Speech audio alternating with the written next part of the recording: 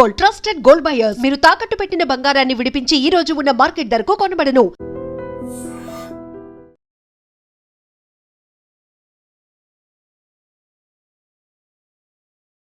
Big breaking ఇది. Actually America అంటేనే మనకు తెలుసు, అండ్ అమెరికా అధ్యక్షుడికి ఉండేటటువంటి ఏమంటారు సెక్యూరిటీ ఎంత పటిష్టంగా ఉంటుందో కూడా మనకు తెలుసు. వైట్ హౌస్ అసలు కనబడాలంటేనే చాలా కష్టము బయట నుంచి. అట్లాంటిది వైట్ హౌస్ కి ఆల్మోస్ట్ ఇక 2 అంచెలు దాటితే వైట్ హౌస్ లోకి ఎంటర్ అవ్వచ్చు. అలాంటి ప్లేస్ లో వైట్ హౌస్ కి ఈ నేషనల్ గార్డ్స్ ఎవరైతే ఉంటారో, నేషనల్ సెక్యూరిటీ గార్డ్స్ ఎవరైతే ఉంటారో వాళ్ళ మీద ఆఫ్ఘనిస్తాన్ కి సంబంధించిన యువకుడు 29 సంవత్సరాల ఆఫ్ఘనిస్తాన్ కి సంబంధించిన వ్యక్తి కాల్పులు జరిపిండు. ఇది ఇప్పుడు తీవ్ర కలకలాన్ని క్రియేట్ చేస్తోంది. దీని మీద వైట్ హౌసే కాదు, సెక్యూరిటీ ఆఫీసర్సే కాదు, ఏకంగా అమెరికా ప్రెసిడెంట్ డొనాల్డ్ ట్రంపే చాలా తీవ్రంగా స్పందించిండు. ఎవరైతే ఈ కాల్పులు జరిపిండో అతన్ని ఖచ్చితంగా మేము ఎట్లా శిక్షించాలో మాకు తెలుసు అనేటువంటి మాట చెప్పిండు. అట్లాగే ఆయన నోట్తోనే ఆయన ఏం చెప్పిండు అని అంటే, యాక్చువల్లీ గన్ కల్చర్ చాలా ఎక్కువగా ఉంటుంది అమెరికాలో. మేబీ గన్ కల్చర్ లో భాగంగా డొనాల్డ్ ట్రంప్ మీద లేదంటే వాళ్ళ ప్రభుత్వం మీద వ్యతిరేకత ఉన్న వాళ్ళు కూడా ఇట్లాంటి అక్కడక్కడ చర్యలు చేస్తూ ఉంటారు. కానీ ఇతనేమి డ్రగ్ అడిక్ట్ కాదు, లేకపోతే ఇంకోటి కాదు, ఇది గన్ కల్చర్ కి సంబంధించిన ఇన్సిడెంట్ అసలే కాదు అని ఏకంగా డొనాల్డ్ ట్రంపే తేల్చేసిండు. ఇది ఉగ్రవాద చర్యగా మేము భావిస్తున్నాం. ఉగ్రవాదే ఇప్పుడు వైట్ హౌస్ మీద నన్ను టార్గెట్ చేసుకొని నా దేశం మీద ఏదో ఆధిపత్యాన్ని చెలాయించడానికి చేసినటువంటి చర్యగా నేను భావిస్తున్నాను. ఈ వ్యక్తి ఎవరైతే కాల్పులు జరిపిండో ఎట్టి పరిస్థితుల్లో వదిలిపెట్టేది లేదు అంటూ ఆయన అనౌన్స్ చేసినటువంటి సిచ్యువేషన్.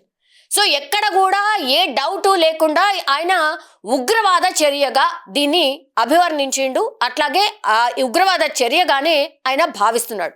అందులో భాగంగా ఇప్పుడు అమెరికాలో ఉన్నటువంటి FBI అనుకోండి, సెక్యూరిటీకి సంబంధించిన ఏజెన్సీస్ అనుకోండి, అందరూ అఫీషియల్స్ కూడా ఇప్పుడు రంగంలోకి దిగారు.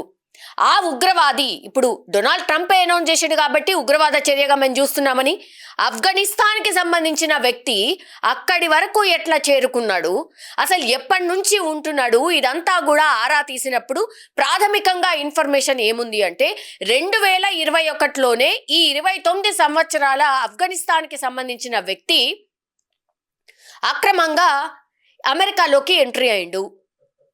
తర్వాత చాలా రోజుల నుంచి కూడా వైట్ హౌస్ ని టార్గెట్ చేసుకొని వైట్ హౌస్ మీద కాల్పులు జరపాలి, అది కూడా చాలా దగ్గరగానే జరపాలి, ఒక వార్నింగ్ లాగా ఇవ్వాలి అని అనుకొని స్కెచ్ చేసి ఇదంతా చేశాడు అని ప్రాథమికంగా ఇప్పుడు FBIకి సంబంధించిన అధికారులకు అందినటువంటి ఇన్ఫర్మేషన్.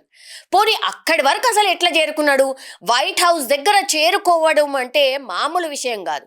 అది 2 అంచెలు మాత్రమే ఉన్నదిగా, అంటే 3వ అంచె దగ్గర ఆయన ఈ ఆఫ్ఘనిస్తాన్ కి సంబంధించిన వ్యక్తి కాల్పులు జరిపిండు. కాబట్టి ఎట్లా వచ్చిండు ఏంది అన్నప్పుడు ఇప్పుడు నేషనల్ సెక్యూరిటీ గార్డ్స్ ఏవైతే యూనిఫామ్ వేసుకుంటారో సేమ్ యూనిఫామ్ ని అతను కూడా ధరించిండు. కాబట్టి ఎట్లాంటి డౌట్ రాలేదు అన్నటువంటి మాట చెప్పాను. సరే, మన దగ్గరనో ఇంకో దేశం అంటే ఏమని అనుకోవచ్చు, కానీ అసలు నమ్మశక్యంగా లేదు. అమెరికా ఆ యూనిఫామ్ లో ఉన్నంత మాత్రాన వాళ్లకు సంబంధించిన వ్యక్తే అని ఎట్లా భావించగలిగింది అనేది అతిపెద్ద క్వశ్చన్. అట్లాగే అక్కడి వరకు చేరుకోవాలంటే అసలు ఈ వ్యక్తి వెనకాల ఎవరున్నారు? ఆఫ్ఘనిస్తాన్ కి సంబంధించిన వ్యక్తి కాబట్టి డెఫినెట్లీ ఆయన మీద పెద్ద ఎత్తున అనుమానాలు వ్యక్తమవుతున్నాయి. ఇప్పుడు ఆయన ఒక్కడే వచ్చి కాల్పులకు పాల్పడిండా, లేకపోతే ఈయనను ఎవరైనా గైడ్ చేసిండ్రా, ఈయన వెనకాల ఎవరున్నారు ఏంటి అనేది కూడా పూర్తి స్థాయిలో విచారణ జరుగుతోంది. ఇప్పుడు ఈ వ్యక్తి ఎప్పుడైతే కాల్పులు జరిపిండో అతి దగ్గరగా ఈ నేషనల్ సెక్యూరిటీ గార్డుల మీద కాల్పులు జరిపిండ్రు. 2 అధికారులు కాసేపటి క్రితమే తీవ్ర గాయాలయ్యాయి, వాళ్ళకు ట్రీట్మెంట్ కోసం దగ్గరలో ఉన్నటువంటి హాస్పిటల్కి తరలించిండ్రు అనేది కాసేపటి క్రితం వరకు వచ్చినటువంటి అప్డేట్. కానీ ఇప్పుడు మనకు అందుతున్న అప్డేట్ ప్రకారం 2 ఆఫీసర్స్ నేషనల్ సెక్యూరిటీ గార్డ్స్ ఎవరైతే ఉన్నారో వాళ్ళు కాల్పుల్లో చనిపోయినరు. అట్లాగే ఆ నేషనల్ సెక్యూరిటీ గార్డ్స్ ఈ ఆఫ్ఘనిస్తాన్ కి సంబంధించిన వ్యక్తి మీద కూడా కాల్పులు జరిపిండు. ఆఫ్ఘనిస్తాన్ అంటే మనకు తెలుసు కదా, ముస్లిం దేశస్థుడు. ఆయన అల్లాహో అక్బర్ అంటూ కాల్పులు జరిపినట్టుగా అక్కడ ఉన్నటువంటి నేషనల్ సెక్యూరిటీ గార్డ్స్ కూడా కొంతమేర ఇన్ఫర్మేషన్ ఇప్పుడు FBI అధికారులు అనుకోండి, ఏజెన్సీలందరికీ ఇవ్వడం అయితే జరిగింది. సో ఖచ్చితంగా ఒక మోటివ్తోనే వచ్చింది కాబట్టి ఆయన మీద కూడా సెక్యూరిటీ వాళ్ళు కాల్పులు జరిపినరు. కానీ బుల్లెట్లు తగిలినే కానీ ఇంకా ఆయనను అంటే ఆయన బతికే ఉన్నాడు. సో దగ్గరలో హాస్పిటల్కి అత్యంత సెక్యూరిటీగా తరలించి ఆయనకి ఇప్పుడు హాస్పిటల్లో ట్రీట్మెంట్ అయితే నడుస్తోంది. దీని మీద డొనాల్డ్ ట్రంప్ చాలా సీరియస్గా స్పందించిండు. ఎందుకంటే అగ్రరాజ్యం అనే చెప్పుకున్నటువంటి అమెరికా మీద ఇట్లా ఉగ్రదాడి జరిగితే ఎంత డేంజర్ సైన్ ఇది. ఇప్పుడు ఆ ట్విన్ టవర్స్ని పేల్చివేసిన ఘటనను ఎవరు కూడా ఇప్పటికీ మర్చిపోలే. అట్లాంటిది ఇప్పుడు ఉగ్రవాదులు ఇంకా కూడా అమెరికా మీద కన్నేసే ఏకంగా వైట్ హౌస్ అట్లాగే ప్రెసిడెంట్కే ఒక రకంగా సెక్యూరిటీ లేదా అనే క్వశ్చన్ని క్రియేట్ చేసే ప్రయత్నం చేశారు. కాబట్టి ఆయన చాలా అంటే చాలా సీరియస్గా స్పందించిండు. ఇది రాక్షసమైన ఉగ్రవాద చర్య, ఈ అకృత్యం ఒక దుష్ట చర్య, ద్వేషపూరిత చర్య, ఉగ్రవాద చర్య అంటూ ఆయన వ్యాఖ్యానించిండు. అట్లాగే మనకు తెలుసు క్రిస్మస్ సమీపిస్తోంది కాబట్టి అక్కడ రకరకాల ఫెస్టివల్స్ కూడా జరుగుతుంటాయి. ఈ క్రమంలో ఈ దాడి జరగడం ఇంకో బిగ్ బ్లాస్ట్గా అని కూడా అనుకోవచ్చు. ఈ దారుణానికి పాల్పడిన జంతువు అత్యంత కఠినమైన శిక్షను అనుభవించేలా చూస్తాము అని ఆయన ఈ ఉగ్రవాద దాడి జరిగిన కాసేపటి తర్వాత ఒక సభలో మాట్లాడుతూ ఆయన ఈ దేశ ప్రజల్ని ఉద్దేశించి ఒక ప్రతిజ్ఞ అయితే చేసిండు. సో ఆ కస్టడీలో ఉన్న ఈ నిందితుడు ఎవరైతే ఉన్నారో ఈ ఆఫ్ఘనిస్తాన్కి సంబంధించిన విదేశీయుడు 2021లో వచ్చిండు.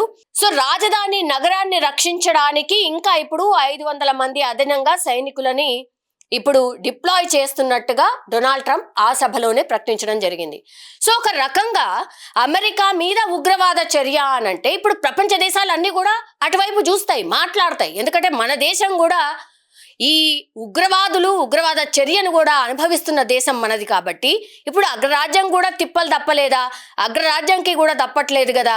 ఉగ్రవాదులు ఏడైనా ఉన్నారు, మొత్తం ప్రపంచవ్యాప్తంగా ఉన్నారు అనేటువంటిది చెప్పకనే చెప్తున్నారు. అట్లాగే ఇప్పుడు ఆఫ్ఘనిస్తాన్కి సంబంధించిన ఇమ్మిగ్రేషన్ ఆఫీస్ని ఇమ్మీడియేట్గా అమెరికా సర్కార్ ఆపేసింది. సో ఆఫ్ఘనిస్తాన్కి సంబంధించిన వ్యక్తులు ఇప్పుడు ఎవరైతే అమెరికాలో ఉన్నారో, అమెరికాకి రావాలనుకుంటున్నారో వాళ్ళందరికీ కూడా ఒక హెచ్చరిక ఇచ్చింది. ఆఫ్ఘనిస్తాన్ దేశస్తులు ఇప్పుడు అమెరికాలో ఎవరైతే ఉన్నారో వాళ్ళ మీద ప్రత్యేక నిఘా ఉంటుంది. అట్లాగే ఇప్పుడు సర్చ్ ఆపరేషన్ కూడా వాళ్ళ మీద ఉండబోతోంది అనేటువంటిది చెప్పకనే చెప్పినటువంటి సిచ్యువేషన్. ఇప్పుడు ఆఫ్ఘనిస్తాన్కి సంబంధించిన ఇమిగ్రేషన్ని సస్పెండ్ చేసింది America.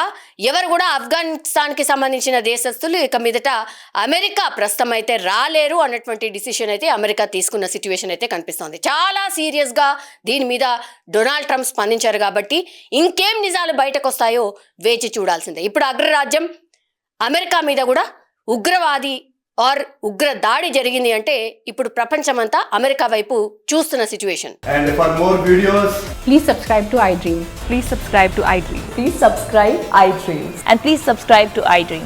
For more videos, subscribe to iDream. please like, share and subscribe to the channel. Congratulations, iDream. Subscribe to iDream. Subscribe to iDream. So subscribe to iDream Media. iDream की iDream team अंदर की huge congratulations. Please subscribe iDream Media. Please subscribe to iDream. Subscribe iDream. Please subscribe to iDream. iDream అంటే నా కళల ఛానల్ను subscribe చేసుకున్న నోరు తిరుగుతలేదు, మీరైతే గంట గుర్తు కొట్టండి. For more such videos, please subscribe to iDream. Subscribe to iDream. Please subscribe to iDream. Please subscribe iDream Media. Please do subscribe to iDream. Please subscribe to iDream Media. For best entertainment and information, please subscribe iDream. And don't forget to subscribe to iDream.